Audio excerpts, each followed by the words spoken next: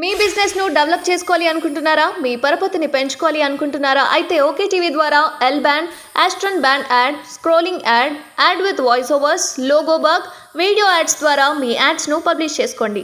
సంప్రదించవలసిన phone number 8520917933. నేరస్తులకు సంఖ్యలు వేయాల్సిన ఆ చేతులకే బేడీలు పడ్డాయి.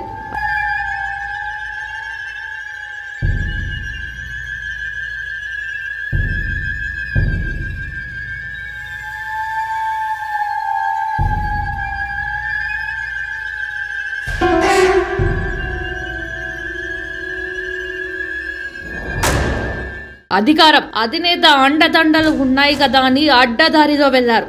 అవినీతి కేసులు అడ్డంగా బుక్కై జైలు పాలయ్యారు. తప్పు చేసిన వాడి తాట తీయాల్సిన ఆ చేతులు ఇప్పుడు ఊచలు లెక్కించే పరిస్థితి ఎదురైంది. ఇంతకీ ఫోన్ ట్యాపింగ్ కేసులో అరెస్ట్ అయిన ఆ అధికారులు జైల్లో ఎలా ఉన్నారో తెలుసా? అందరిలానే జైలు జీవితం గడపాల్సిందేనా? ఇదే ఇప్పుడు హాట్ టాపిక్ గా మారింది. స్కాములు చేసి జైలు పాలైన పోలీస్ బాసులు జైల్లో ఏం చేస్తున్నారు? 4 గోడల మధ్య నలిగిపోతున్నారా? సాధారణ ఖైదీలతోనే వీరిని కూడా బ్యారెక్ లో పెడతారా? భోజనం అందరితో పాటే క్యూలో నిలబడి తీసుకోవాల్సిందేనా? అండర్ ట్రయల్ ఖైదీలుగా ఉన్న వీరికి జైలు అధికారులు ఏమైనా పని చెబుతారా? లేదంటే అరెస్ట్ అయిన అందరూ ఒకే చోట చేరి కబుర్లు చెబుతారా?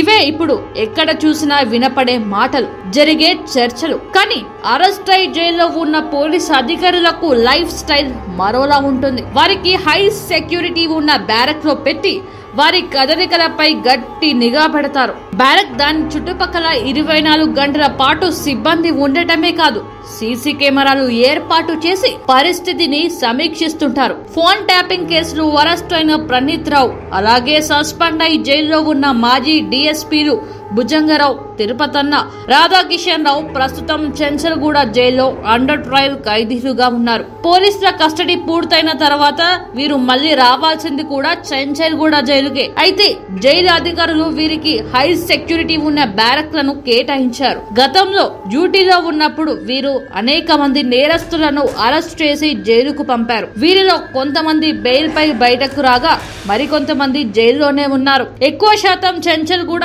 చెర్లపల్లి జైల్లో ఉన్నారు. అయితే అధికారులు అరెస్ట్ అయి జైలుకు వస్తే పాత నేరస్తులు, అంటే వారు జైలుకు పంపిన నేరస్తులు దాడి చేసే అవకాశం ఎక్కువగా ఉండే ఛాన్స్ ఉంది. అలా దాడి జరిగితే దానికి జైలు అధికారులు బాధ్యత వహించాల్సి ఉంటుంది.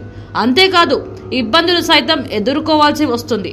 అందుకే సాధారణ ఖైదీలు బ్యారక్లు కాకుండా ప్రత్యేక బ్యారక్ లో పెడతారు. అది కూడా హై సెక్యూరిటీ ఉన్న బ్యారక్. ఇతర ఖైదీలు వారిని కలుసుకోవడానికి ఏ మాత్రం అవకాశం ఉండదు. జైలులో బయటకు లోపలికి వెళ్లే దారి ఒకటైనా బ్యారక్ మాత్రం వేరు. ఇక భోజన విషయంలో కూడా అందరూ ఖైదీల తరహాలో క్యూలో నిలబడకుండా వారికి భోజనం అందిస్తున్నట్లు తెలుస్తుంది. వారి ఆరోగ్యం, సెక్యూరిటీ విషయంలో ఇతర ఖైదీల కన్నా కాస్త ఎక్కువగా ఉంటుందని జైలు అధికారులు చెబుతున్నారు. ఏదేమైనా గులాబీ బాస్ కోసం దండు కట్టి ఆయన గెలుపు కోసం అడ్డదారిలో పనిచేసిన పోలీస్ అధికారులు అంతా ఇప్పుడు జైలు పాలవుతున్నారు. నేరస్తులకే సంఖ్యలు వేయాల్సిన ఆ చేతులకు బేడీలు పడి ఊచులు లెక్కించే పరిస్థితి ఏర్పడింది. చేసింది తప్పని తెలిసి మరి అధినేత ఆర్డర్స్ తో చాలా మంది పోలీస్ బాసులు ఇబ్బందిలో పడ్డారనే చెప్పాలి. ఈ కేసులో ఇంకా ఎంతమందికి చెంచల్గూడ జైలు యోగం ఉందో చూడాలి మరి.